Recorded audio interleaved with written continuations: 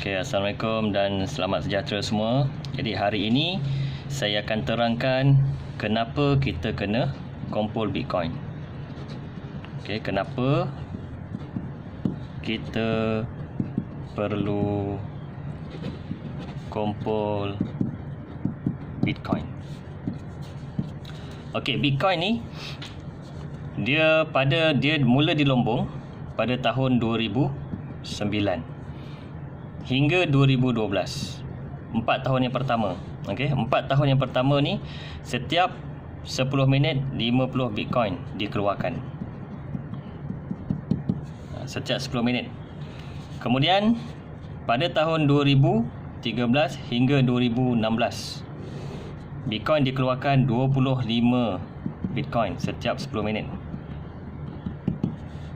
Dan 2017 hingga 2020 dia jadi separuh. Jadi daripada 25 dia jadi 12.5 Bitcoin setiap 10 minit.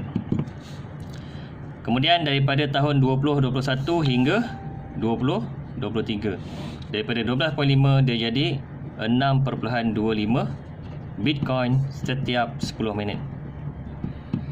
So pengeluaran Bitcoin semakin lama semakin berkurang, separuh setiap 4 tahun sekali.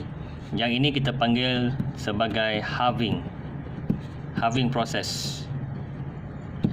So apabila pengeluaran Bitcoin berkurang setiap 4 tahun, masa itu harga dia akan melonjak hingga 100 kali ganda. Dia punya track record dia masa tahun 2009 harga Bitcoin baru 1 sen USD. 1 sen USD. Kemudian selepas halving process dia jadi 100 USD dekat sini. Selepas halving process 2012 dan masuk 2013 dia jadi 100 USD. Kemudian track record pada tahun 2017 harga dia naik jadi 10,000 USD. Malah lebih daripada itu lagi pada Disember 2017 dekat sini. Disember 2017.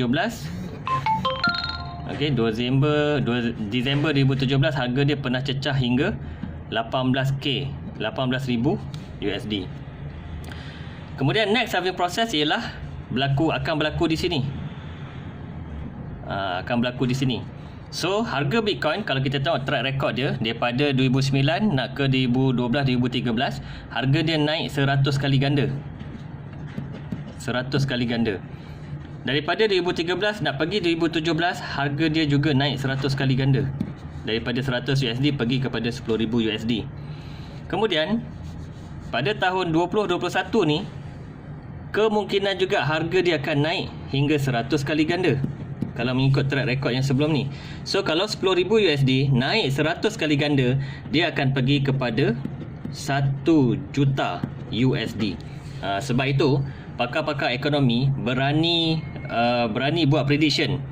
Okey, harga Bitcoin boleh pergi antara 500,000 USD hingga 1 juta USD. Dan sebab itulah kenapa kita kena kumpul Bitcoin, sebab kita nak kejar harga di sini. Kenapa kena mula sekarang? Sebab kita nak kejar harga di sini. Katakan kalau kita ada paling tidak pun 0.3 Bitcoin. Kalau harga dia jadi 1 juta USD, okey, 1 juta USD, 1 million USD pun kita dah ada dekat sini 300,000 USD. Convert kepada RM 300, okey, 300k USD convert kepada RM, katakan RM kita darab 4 sajalah. Cukup. Okey, RM4 dekat sini pun kita dah ada 1.2 million RM. 1 RM 1.2 juta.